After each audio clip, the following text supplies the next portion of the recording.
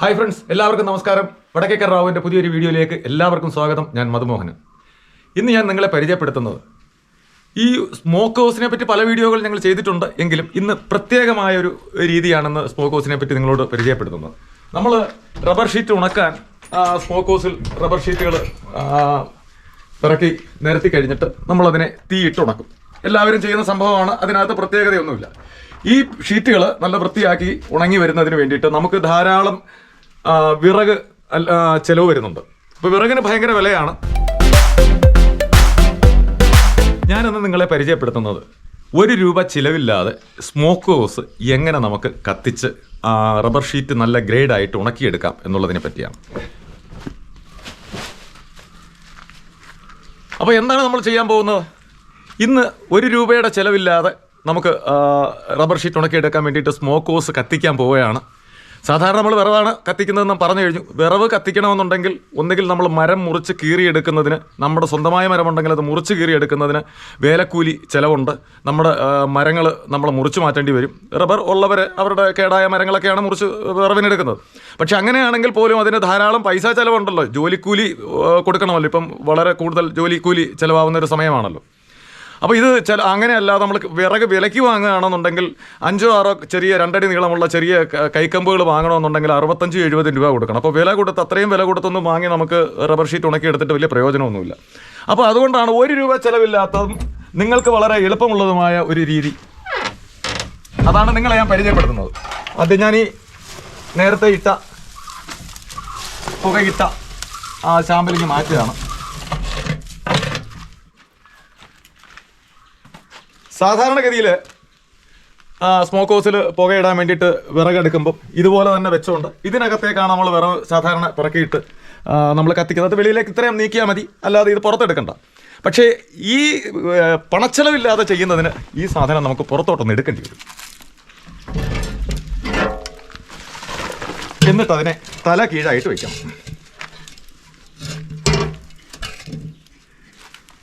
ഇനി ഇതിൽ നിറയ്ക്കാൻ പോകുന്നത് നിസാര സാധനമായ കരിയിലയാണ്. കരിയില കൊണ്ട് നിങ്ങൾക്ക് എങ്ങനെ പുകയിടാമെന്ന് നിങ്ങൾക്ക് തോന്നും. കരിയില പെട്ടെന്ന് നിങ്ങൾക്ക് കത്തി മാറത്തില്ലയോ? അപ്പോൾ എത്ര നേരത്തേക്ക് പുക കിട്ടും, എത്ര നേരത്തേക്ക് കത്തി നിൽക്കും എന്നൊക്കെ ഒരു സംശയം നിങ്ങൾക്കുണ്ടാവും. അപ്പോൾ അത് സംശയം ദൂരീകരിക്കുക എന്നുള്ളതാണ് എൻ്റെ കടമ. എത്രത്തോളം പുക കിട്ടും, എത്ര നേരം നിൽക്കും എന്നൊക്കെ ഉള്ളൊരു സംശയം സ്വാഭാവികമായിട്ടും വരും. പാഴ് കരിയില ഇത് വാരി ഇതിനൊക്കെ നിറയ്ക്കുക.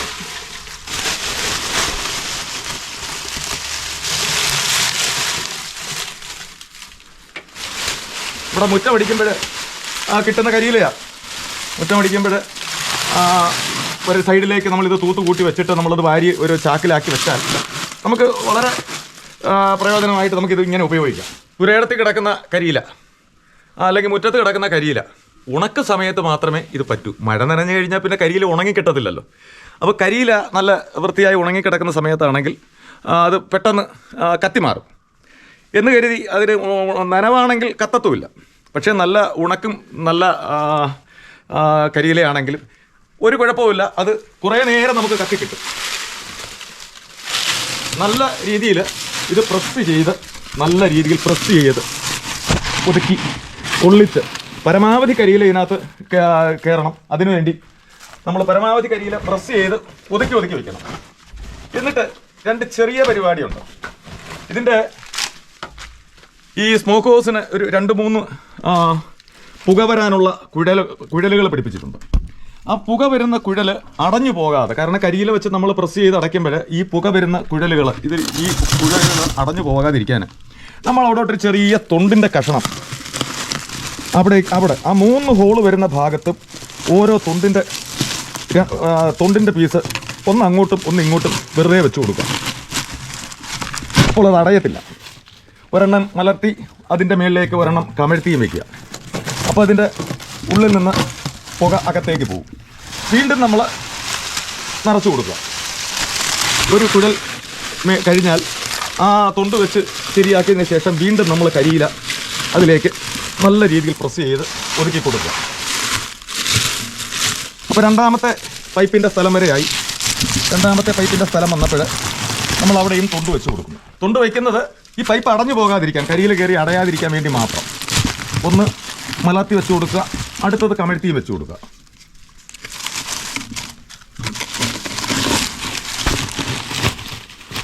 വീണ്ടും നമ്മൾ അടുത്ത പൈപ്പ് വരുന്നത് വരെ വീണ്ടും നമ്മൾ കരിയില നിറയ്ക്കുക.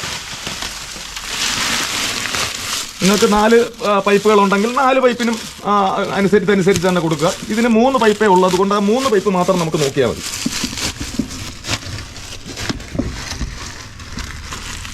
കരിയിലയുടെ കൂടെ ചെറിയ ചുള്ളിക്കമ്പ് വല്ലതും ഉണ്ടെങ്കിൽ കുഴപ്പമൊന്നുമില്ല, അതും അതിൻ്റെ കൂടെ ഇരുന്ന് പുകഞ്ഞോളൂ. ഒരെണ്ണം അപ്പോൾ ഇവിടെ ഒരു ഗ്യാപ്പ് വരും. ആ ഗ്യാപ്പ് വരാൻ വേണ്ടിയിട്ടാണ് അങ്ങോട്ടും മലർത്തിയും കമഴ്ത്തിയും ഓരോ തൊണ്ട് കഷ്ണം വെച്ച് കൊടുക്കുന്നത്. അപ്പോൾ ഈ ഗ്യാപ്പിൽ കൂടെ പുകക്കുഴലിലൂടെ പോകും. വീണ്ടും നമ്മൾ കരിയില നിറയ്ക്കുന്നു. ഇനി ഒരു 2 തൊണ്ട് കഷ്ണം അതിൻ്റെ സൈഡിൽ തീ പിടിച്ച് നിൽക്കാൻ വേണ്ടിയിട്ട് നമ്മൾ കത്തിച്ച് കഴിഞ്ഞാൽ ആ തീ അങ്ങനെ പിടിച്ച് അവിടെ നിൽക്കണം. അതുപോലെ കരിയില അവിടുന്ന് ഇങ്ങോട്ട് മറിഞ്ഞ് പോരുകയും ചെയ്യാതിരിക്കാൻ വേണ്ടിയിട്ട് 2-3 തൊണ്ട് കഷ്ണം നമ്മൾ അതിൻ്റെ സൈഡിൽ മാത്രം വെച്ച് കൊടുക്കും.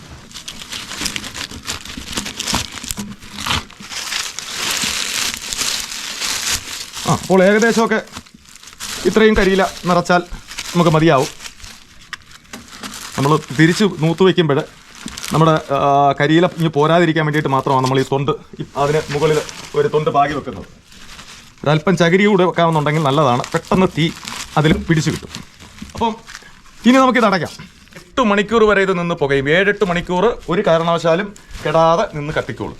അപ്പോൾ ഇനി നമുക്കിത് തിരിച്ച് കയറ്റി വയ്ക്കാം. അപ്പോൾ ശ്രദ്ധിക്കണം, ഇതിനകത്ത് കരിയില വല്ല നമ്മൾ നിറയ്ക്കുന്ന സമയത്തൊക്കെ ഉണ്ടെന്നുണ്ടെങ്കിൽ ആ കരിയിലേക്ക് അങ്ങ് മാറ്റിക്കളയണം. ചിലപ്പം അത് പുറത്ത് തീ പിടിക്കാനുള്ള അവസരം ഉണ്ടാവും. അതുകൊണ്ട് ആ കരിയില എങ്ങോട്ട് മാറ്റിക്കളയും. എന്നിട്ട് നമ്മളിത് കയറ്റി വെച്ചു. അപ്പോൾ നമുക്കിനി ഇതിന് തീ കൊടുക്കാം. ഇത് പുകയുമോ കത്തുമോ എന്താവും നമുക്കറിയണമല്ലോ. ഞാനതിനൊരു ഇച്ചിരി പേപ്പർ എടുക്കാം. മണ്ണെണ്ണയോ അല്ലെങ്കിൽ ഡീസലോ ഒന്നും ചെയ്യുന്നില്ല, ഒന്നുമില്ലാതെ തന്നെ ഞാനതിന് തീ കൊടുക്കാൻ പോവാം.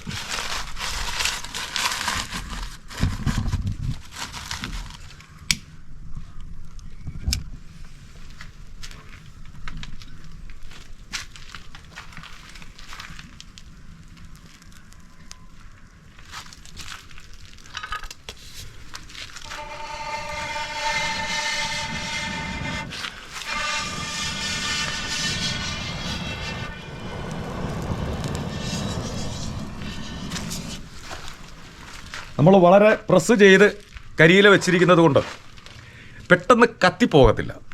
പതിയെ ഓരോ കരിയിലയുടെ തുമ്പത്ത് തീ പിടിച്ച് ആ തീ പടർന്ന് കുറേശ്ശെ മാത്രമേ അത് കത്തിപ്പോകൂ. അതുകൊണ്ട് പെട്ടെന്ന് നമ്മൾ സാധാരണ കരിയില കൂട്ടിയിട്ട് കത്തിച്ചാൽ കത്തുന്നത് പോലെ പെട്ടെന്ന് കത്തിപ്പോകത്തില്ല, പതിയെ കത്തും. എല്ലാ ഭാഗത്തേക്കും ആ മുൻഭാഗം എല്ലായിടവും ഒന്ന് പടർന്ന് കിട്ടുന്നതിന് വേണ്ടിയിട്ടാണ് ഞാൻ ചെറുതായിട്ട് ഊതി കൊടുത്തത്. അപ്പോൾ എല്ലായിടവും അത് പടർന്നങ്ങ് കത്തും. അപ്പോൾ പിന്നീട് അത് കുറേശ്ശെ മാത്രമേ അകത്തോട്ട് കത്തിപ്പോകൂ. അപ്പോൾ ഇനി നമുക്കിത് അടയ്ക്കാം.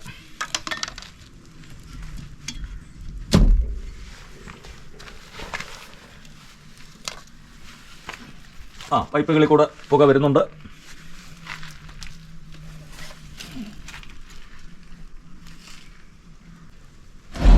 ഇനി നമുക്ക് അകത്തേക്ക് കയറ്റി വയ്ക്കാം. നല്ലവണ്ണം തീ കത്തുന്നുണ്ട്, നല്ല പുകയുണ്ട്. നമുക്കിനി അടച്ചു വയ്ക്കാം.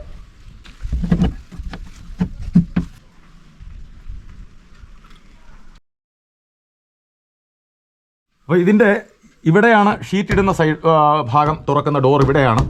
ഇതിൻ്റെ തീ കൊടുക്കുന്നത് ഈ സൈഡ് ഭാഗത്താണ്. കാരണം ഇത് നമ്മുടെ സൗകര്യം അനുസരിച്ച് ഇവിടെ വെച്ച് നിർമ്മിച്ചതായതുകൊണ്ട് നമുക്ക് തീ കൊടുക്കാനൊക്കെ സൗകര്യം ഇവിടെയാണ്. ഇന്ന് കഴിഞ്ഞില്ലെങ്കിൽ നാളെ ഒരു പുക ഇട്ടിട്ട് നമുക്ക് ആ ഷീറ്റ് എങ്ങനെ ഉണ്ടെന്ന് നോക്കാം. അപ്പോൾ നമ്മൾ 2 ദിവസത്തിന് മുമ്പ് പുകയിട്ട പുകപ്പുര ആ സ്മോക്ക് ഹൗസ് നമുക്കൊന്ന് തുറന്ന് നോക്കാം. അത് എത്രത്തോളം ഉണങ്ങിയിട്ടുണ്ട്, എത്ര നല്ല ഷീറ്റാണുള്ളത്. അപ്പോൾ 2 പ്രാവശ്യം ഞാൻ പുക കൊടുത്തതാണ് ഇതിന്. 2 പ്രാവശ്യം പുക കൊടുത്തു. ഇപ്പോൾ 2 ദിവസമായി. ആ ഷീറ്റ് ഉണങ്ങിയോ നമുക്ക് നോക്കാം.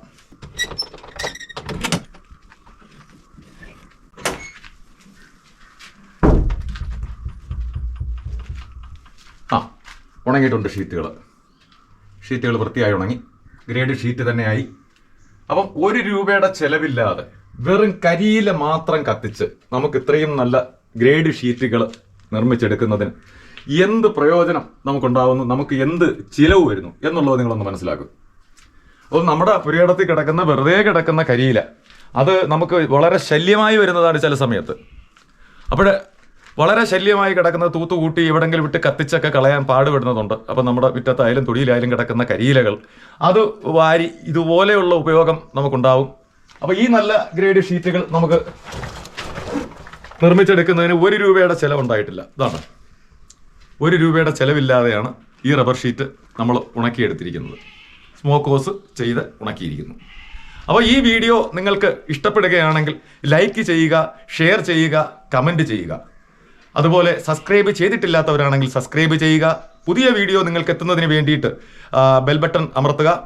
അതുപോലെ ഈ സ്മോക്ക് ഹൗസിനെ പറ്റി നിരവധി വീഡിയോകൾ ഞങ്ങൾ ഇട്ടിട്ടുണ്ട്. താല്പര്യമുള്ളവർക്ക് ഡിസ്ക്രിപ്ഷനിൽ കൊടുത്തിട്ടുണ്ട്, നിങ്ങൾക്ക് കാണാം. അപ്പോൾ പുതിയൊരു വീഡിയോയുമായി വരുന്നത് വരെ എല്ലാവർക്കും നമസ്കാരം.